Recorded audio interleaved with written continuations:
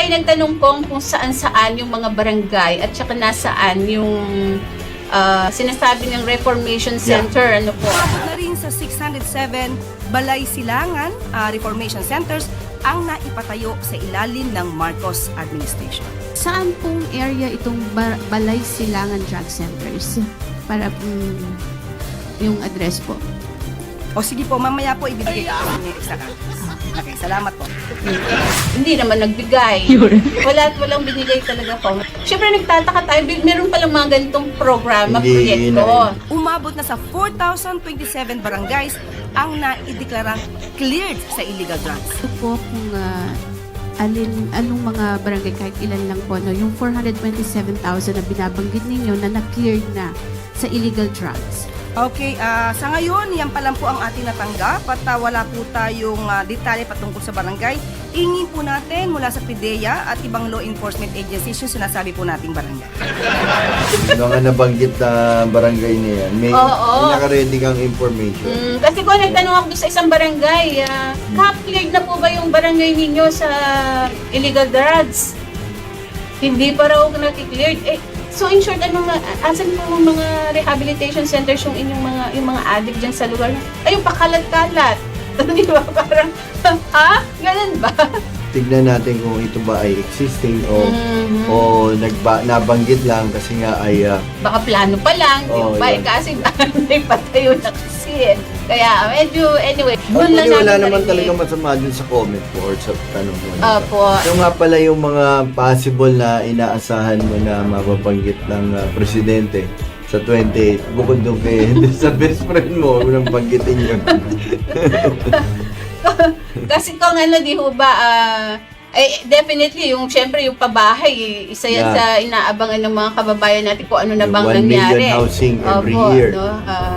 Sana ito ay mabanggit ng Pangulo para mabuhayan ng loob ulit ng ating mga kababayan na umasa doon sa mga pinangakong pabahay. Kasi kung hindi lang naman pabahay ito kundi parang isa na siyang community talaga. Dapat may eskwelahan, may palengke, may trabaho, yung mga i-relocate doon. Correct. Yun ang So, sinasabi dapat nila complete kasi.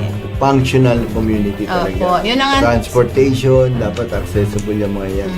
Abangan natin yung pumalit kay dating si Aliling, Secretary Aliling. Pero alam mo, kilala ko kasi si Secretary Aliling He's really one of the best consultant or construction or infrastructure consultant sa dami niyang project talaga. So sana yung kanyang expertise may adapt niya sa scenario or sa sistema naman ng gobyerno.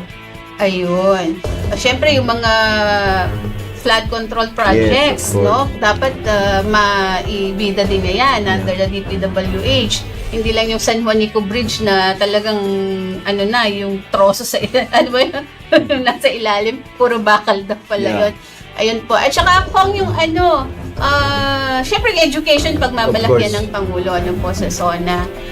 Ano pa ba yung mga issue na talagang yung ating mga kababayan, bukod sa 20 pesos na bigas na naibigay, marami yung mga talagang gusto ng ating mga kababayan ay magawa, makita na nai-implement itong gobyernong ito. Po? For sure, partner Eddie, mababanggit din yan yung mga pangyayari sa labas ng bansa, lalo na yung mga evacuations ng mga ating mga OFW yan. Ayun, yun nga. Mabanggit din yan kung anong mga programa meron ng presidente dyan sa itong papasok na half-set ng kanyang administrasyon. Opo. Naku, mamaya, medyo talakayin natin yan kung ano yung mga dumadating natin mga kababayang OFW from Israel na nagpa-repatriate sa bansa dahil nga doon sa tension doon. Yung unang batch kasi hindi nasa lubong ng Pangulo. Siyempre, isa yun sa natanong natin, ba't daw kailangan salubungin pa ng Pangulo? Doon sa ilang mga nagkomento lang, yung mga OFW, nandiyan naman yung mga ahensya ng gobyerno. Siyempre, iba pa rin yung Pangulo ang nandun po. Yes, opo. Tsaka yung fusion niya ng mga dollar remittances yan ay talagang napakalaki at nakakatulong talaga sa ating ekonomiya, lalong-lalo na ngayon na may crisis sa Middle East. Yung sa illegal drugs kong, syempre ni-expect natin yan sa zona ng Pangulo. Yes, dahil of nga course. hinighlights nila itong mga sinunog na mga shabu-shabu na ito, itong mga dating mga ebidensya Opo. na sinama na doon sa mga nakumpiskang floating shabu, di umano dyan sa mga iba-ibang water ng lugar natin ng bansa. Kaya tayo nagtanong kung saan-saan yung mga barangay at saka nasaan yung ano tawag dito, yung sinasabi ng Reformation Center, ano po. Siyempre nagtataka tayo, meron palang mga ganitong programa, proyekto, na hindi naman na i-highlight sa mga nakalipas na ano. Doon lang Wala natin naman narinig. talaga masama dun sa comment mo or sa tanong mo. Opo. Siyempre kailangan Maganda nga puntahan yun, may natin yung mga factual, yun. may mga factual data ka, di ba? Mhm. Na, by the way nga pala, Eden, nandito yan sa mga ganitong lugar. Opo. Kasi Diba? kung may... Bisitahin nyo para may pagmalaki naman natin sa ating mga kababayan. Yes. Opo. Kasi syempre, di ba, yung mga pabahay nga before, nung unang Yes. sigabo, pinupuntahan talaga namin kung sumasama kami kahit malayo yan. Mm.